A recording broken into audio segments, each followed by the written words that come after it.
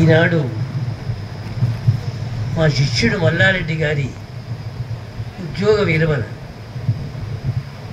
ఈ సందర్భంగా ఈ సభకు అధ్యక్షత వహించిన మిత్రుడు బుచ్చిరెడ్డి గారు, ఈ సభకు ముఖ్య అతిథిగా విచ్చేసిన ఎమ్మెల్సీ అలుగువెల్లి నర్సిరెడ్డి గారు, వేదిక అలంకరించిన పెద్దలు, సభలో ఉన్న చాలామంది పెద్దలు, చాలామంది ఉపాధ్యాయ మిత్రులు, ఉపాధ్యాయుని మిత్రులు, ఉపాధ్యాయ మిత్రులు, ఈ ప్రాంగణంలో ఉన్న వాళ్ళందరికీ, మల్లారెడ్డి గారి కుటుంబ సభ్యులకు, మల్లారెడ్డి గారి పిల్లలకు, ఇక్కడ ఉన్న వాళ్ళందరికీ నా హృదయపూర్వక శుభాకాంక్షలు, నమస్కారం చెప్తున్నాను. ఈనాడు మా మల్లారెడ్డిది ఉద్యోగ విరమణ ఉత్సవం జరుగుతుందంటే నేను చాలా, ఆయన కొంచెం బలంగా ఉన్నప్పుడే ఉద్యోగ విరమణ జరుగుతుందని సంతోషపడ్డాను. వాస్తవంగా నేను రాలేని పరిస్థితి, వయస్సు రీత్యా చాలా బలహీనపడ్డాను. అయినా మల్లారెడ్డి గారి ఉద్యోగ విరమణ రాకుంటే నా జీవితంలో పెద్ద వెలితి.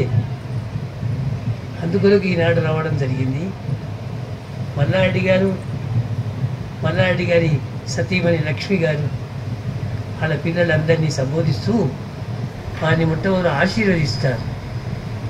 మంచియే కదా చివరకు మనకు మిగులు. మనం ఎన్ని పనులు చేసినా, ఎన్ని కోట్లు సంపాదించినా, ఏది చేసినా మనకు మిగిలేది మంచితనమే మిగులుతుంది. మంచియే కదా చివరకు మనకు మిగులు అని చెప్తూ మా మల్లారెడ్డిని మంచికై మీ మనుగడ సాగించునటుల భవిష్యత్తు, మీ జీవితం అంతా మీ కుటుంబ సభ్యులు అందరి కలిసి మంచి కొరకు, మంచితనము, మంచి మనస్సుతో మీ కాలం జరగాలని, పట్టుదలనిచ్చి ఆరోగ్య భాగ్యం ఇచ్చి, మనకు ఆరోగ్యం ఉంటేనే అన్ని పనులు చేస్తాం. ఇప్పుడు నేను ఎన్నో పనులు చేయవలసి ఉన్నాయి, ఇంకా చేయవలసి ఉన్నాయి, అయినా ఆరోగ్య రీత్యా అంత సాహసం చేయలేకపోతున్నాను. పట్టుదలనిచ్చి ఆరోగ్య భాగ్యం ఇచ్చి ఈశ్వరుడు సాయి ప్రభు రక్షించుగాక. నా ఇష్టదైవం షిరిడి సాయిబాబా, మా మల్లారెడ్డి గారికి ఇష్టదైవం షిరిడి సాయిబాబా.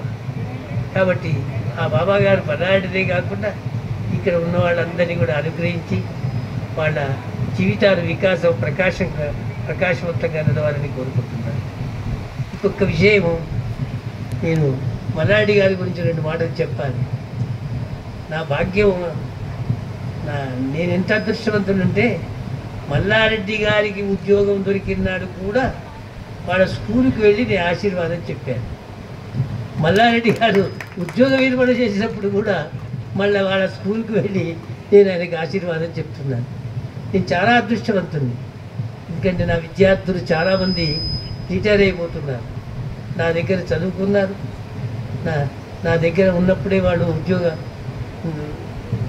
సంపాదించుకున్నారు. మళ్ళా నేను చూస్తుంటేనే వాడు రిటైర్ అవుతున్నాను.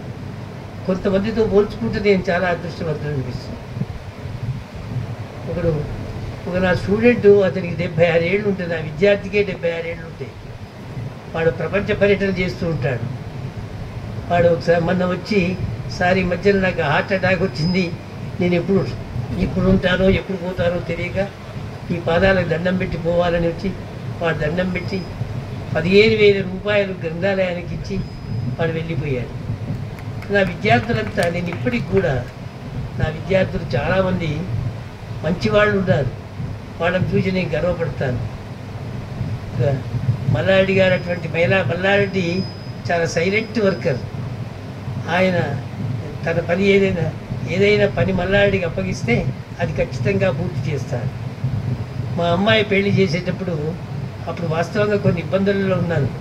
అప్పుడు మల్లారెడ్డి నా దగ్గరికి వచ్చి, ట్రాన్స్పోర్ట్ విషయం మీరు భయపడకండి సార్, నేను ఇక్కడ పెళ్లి ఇంటి గాయించి నల్లగొండకు అందరు చేరించడం, నల్లగొండ నుంచి ఇళ్ళకి తీసుకురావడం ఆ బాధ్యత నాది అన్నాడు. పెద్ద భారం మోచాను. తర్వాత ఏదైనా సరే ఒక బాధ్యత అప్పగించడం అంటే చక్కగా నిర్వహిస్తాను. విశాల భారతి కూడా, ఈ విశాల భారతి అనే పేరు వీళ్ళందరూ దామోదర్ గారు, మల్లారెడ్డి గారు, బుచ్చిరెడ్డి గారు, ఇంకా చాలామంది ఉన్నారు. వాళ్ళందరి పేరు నేను చెప్పలేకపోతున్నాను. కానీ వాళ్ళందరూ కూడా కలిసి సార్ మేము స్కూల్ పెడుతున్నాం, దానికి ఒక మంచి పేరు పెట్టండి సార్ అంటే నేను ఆలోచించి విశాల భారతి అని పెట్టాను. ఆ విశాల భారతి చాలా చక్కగా నడిచింది, చాలా మంచి పేరు తెచ్చుకున్నది. సరే కాలక్రమేణా రకరకాల సమస్యలు, స్కూల్స్, వాతావరణం ఇవన్నీ కారణంగా అది ఇప్పుడు నడవలేకపోతుంది. కానీ బాగా నడిచిన కాలం విశాల భారతి అంటే మంచి పేరు తెచ్చుకున్నది. కాబట్టి ఆ సుప్రసిద్ధత, ఆ ప్రఖ్యాతి తీసుకొచ్చిందంతా ఈ మిత్రుడే. ఇప్పుడు నేను చెప్పిన మిత్రుడు ఇంకా చాలామంది ఉన్నారు. కాబట్టి ఈనాడు అప్పుడే మల్లారెడ్డి రిటైర్ అవుతున్నాడు అని నేను ఆశ్చర్యపడ్డాను. అయినా మంచి అక్కడికి ఇంక ఇప్పుడు రిటైర్ అయ్యే వాళ్ళకు ఒక సులువు ఉన్నది. ఎందుకంటే షష్ఠిపూర్తి ఉత్సవం కూడా ఇప్పుడే చేసుకోవచ్చు. కేసీఆర్ 61 ఇచ్చాడు, 61 సంవత్సరం మనకి ఇచ్చాడు. 67 నిండిన సంవత్సరం కూడా ఇదే. కాబట్టి ఇప్పుడు మల్లారెడ్డి గారికి ఒకవైపు ఉద్యోగ విరమణ, ఒకవైపు షష్ఠిపూర్తి కూడా అయిపోయింది. కాబట్టి ఏమీ లేదు, మన ఉద్యోగం ఒక్కటే నీ సందేశం. రిటైర్ అయిన నా శిష్యులు అనుకోండి, రిటైర్ అయ్యే ఉద్యోగులు అనుకోండి, ఏ డిపార్ట్మెంట్లో ఉన్నా వాళ్ళకి నేను మనవి చేసేది ఏంటంటే మనం ఉన్నంతకాలం డ్యూటీ చేశాము, మన పని మనం చేసుకున్నాము. ఇక రిటైర్ అయినాకైనా కొంత సమాజ సేవ చేయాలి, కొంత మన జీవితం సమాజానికి ఉపయోగపడాలి. లేని కొన్ని సమస్యలలో మనం చిక్కుకోడు, ప్రశాంతంగా మనము, మన పిల్లలు, మన సతీమణి అందరూ కూడా కలిసి హాయిగా జీవించాలి. అటువంటి ప్రశాంతత భగవంతుడు కలుగజేయాలని కోరుకుంటూ మా మల్లారెడ్డి సతీమణి లక్ష్మి, వాళ్ళ పిల్లలు, వాళ్ళందరూ కూడా, వాళ్ళ కొడుకు విశాల, వాళ్ళ బిడ్డ, అల్లుడు అందరూ కూడా ఇక్కడ కుటుంబంతో చాలా దగ్గర సంబంధం నాకు. వాళ్ళందరూ మంచిగా ఉండాలి, వాళ్ళ అల్లుడు వాళ్ళందరూ కూడా భగవంతుడు షిరిడి సాయిబాబాను అనుగ్రహించాలని కోరుకుంటూ, నేను నా ఆరోగ్యం అంత అనుకూలంగా లేదు, అయినా నేను ఇచ్చాను ఈ ఎన్నై. ఇక్కడేమో అగ్ని పుష్పాలు కురుస్తున్నాయి. నేను ఈ సందర్భంలో ఎక్కువ కాలం ఉండలేకపోతున్నాను. కాబట్టి ఈ అవకాశం నేను పోవడానికి అనుమతించిన సభాధ్యక్షుడు బుచ్చిరెడ్డి గారు, ముఖ్య అతిథి నర్సిరెడ్డి గారు, ఈ పెద్దలు, సభలో ఉన్న వాళ్ళందరికీ చేతులెత్తి దండం పెడుతూ నన్ను క్షమించాలి, నన్ను మన్నించాలి. నేను వెళ్ళక తప్పడం లేదు.